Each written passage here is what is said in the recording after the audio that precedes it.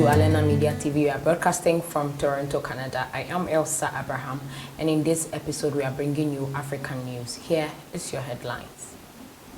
Ethiopia's Tigray region hit by power blackout. EU also accuses Eritrea forces of fueling conflict in Ethiopia Tigray region. And in our last story, Ethiopia says conflict trumpeted by Sudanese army could only serve a third party. Sudan summons its envoy from Addis Ababa. Let's go for a quick break. When we come back, we'll get our news in details.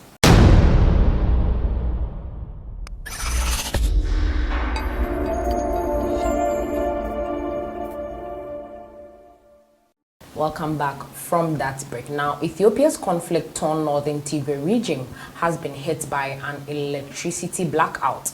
The government said on Wednesday, blaming the outage on the ousted ruling party in the semi-autonomous zone.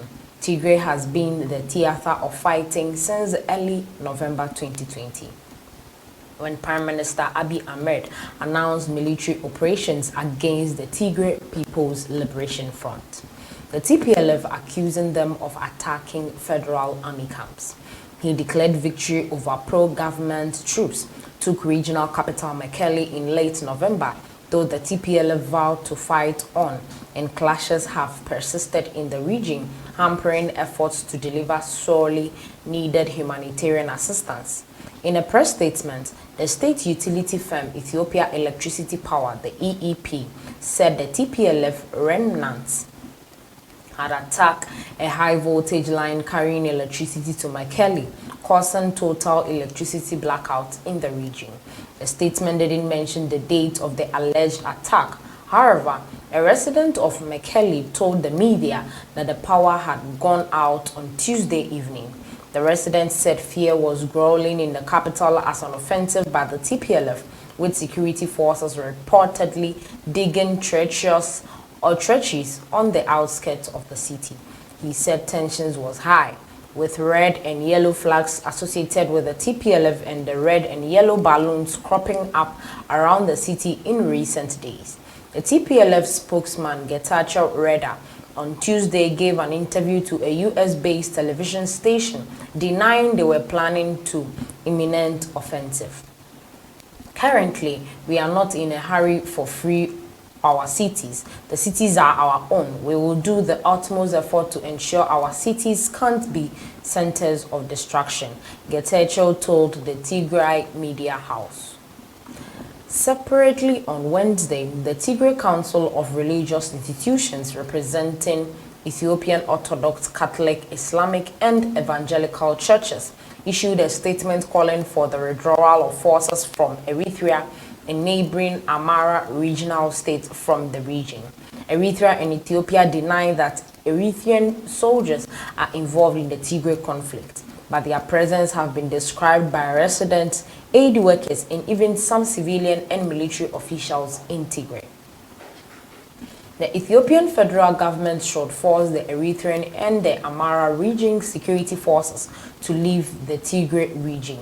These two forces have committed widespread rapes, looting, killings, as well as engaged in the destruction of infrastructure and religious sites, the statement said.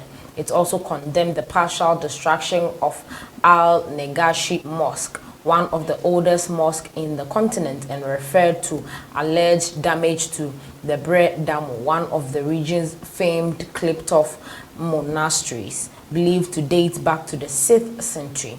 Tigray has been cut off from the internet since the start of the conflict. The United Nations Humanitarian Agency, the OCHA, said last week that much of the rural areas where 80% of the population lived prior to the conflict remain cut off from humanitarian assistance.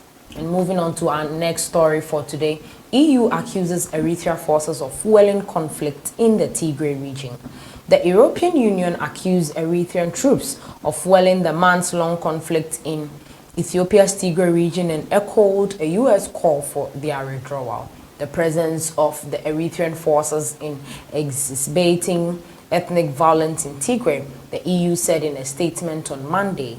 Eritrean Information Minister Yemane Gebremeskel and Ethiopian Prime Minister Abiy Ahmed spokeswoman Bilene Seyom didn't respond to requests for comments sent by text messages on Tuesday.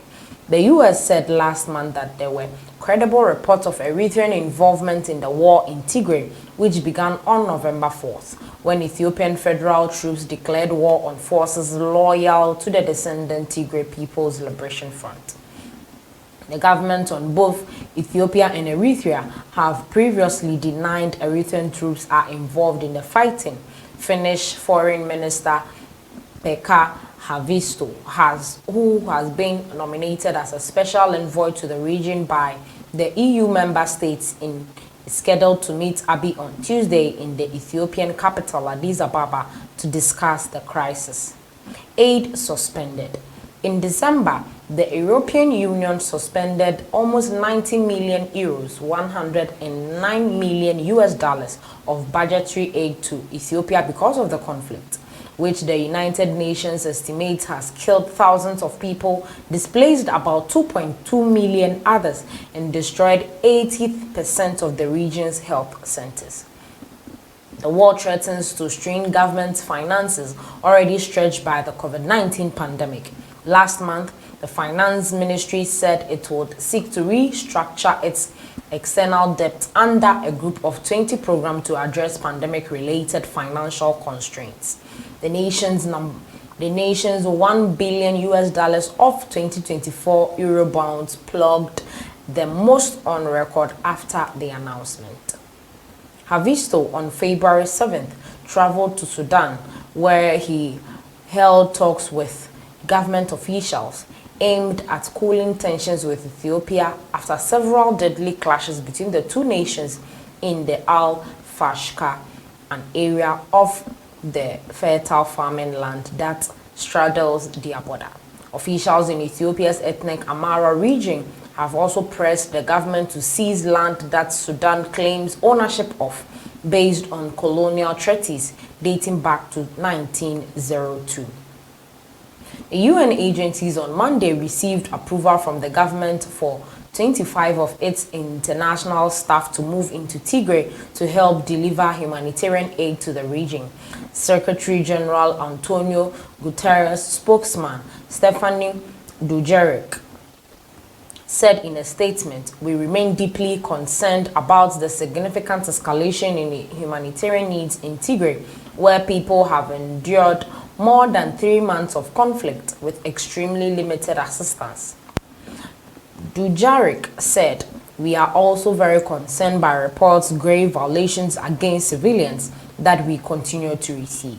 Though Ethiopia announced victory in the Tigray war on November 28th, the region's former leader Gebremichael has vowed to continue fighting.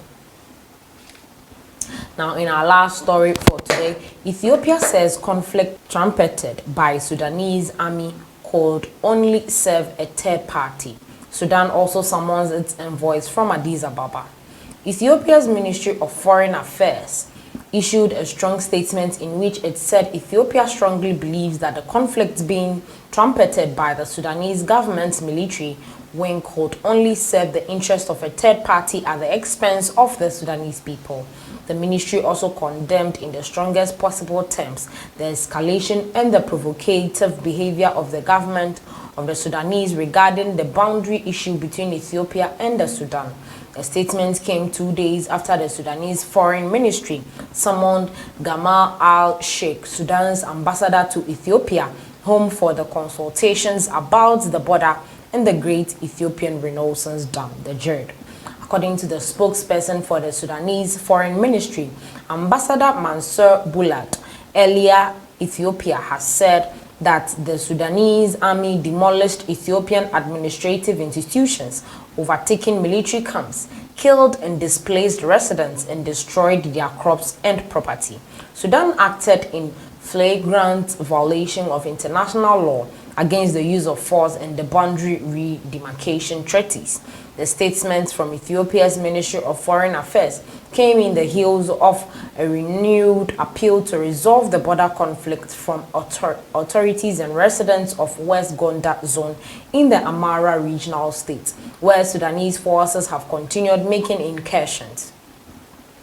Hunalem Ashagri, head of the ruling Prosperity Party, the PP of West Gondar zone, told regional media that Sudan has violated Ethiopia's borders, especially in the West Gondar zone. It has forcefully taken over large areas from Kurara to Abitir.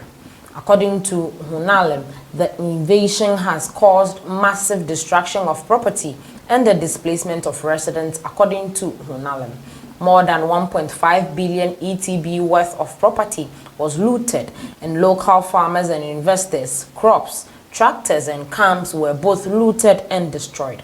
The residents of the Selamba Kebele have also been displaced, although he didn't specify in the numbers. The latest statements from Ethiopia's Ministry of Foreign Affairs did not mention the third party, but several indications point finger at Egypt. On Tuesday, December 22nd, ISAT TV, a TV network known for broadcasting classified information from government sources, reported that Egypt was trying to pressure Ethiopia through its neighboring countries. Citing credible sources within the government, the network said Egypt was deliberately misrepresenting the federal government's military operation in Tigray and pressuring donor countries to cut the aid provided to Ethiopia. It also said that the embassy of Egypt in Addis Ababa was engaged in misinforming EU diplomats' perceptions of the operation in Tigray, contributing to EU's decision to withdraw aid to Ethiopia. Asked to comment on the allegation, the spokesperson office of the ministry told Addis Standard that Ethiopia was yet to take a stance on the matter as things stand because the nature of the said report was unclear. Egypt has the right to stand by Sudan, but it is not made clear as to whether it is backing Sudan by means of military support or other ways. The office said, adding that the Ethiopian government will take a stance if or other government support is translated into actions or after it's clarified the nature of the said support. Amidst of all these escalatory and provocative behavior of the Sudan, Ethiopia has shown a great deal of patience, remained restrained from exercising its legitimate right to self-defense in time, and again expressed its commitment to a peaceful settlement. Despite the escalation tension, Ethiopia said it would like to call upon the people of the Sudan to check on its government from serving a third-party interest, which only would result in the deterrent of the two nations. Furthermore, Ethiopia calls upon brotherly African countries to advise the Sudanese government to finalize the border issues through available mechanisms in a peaceful manner. This is where we end today's episode of African News. Please like, share, comment. Let us know your thoughts on this particular episode. Thanks for watching.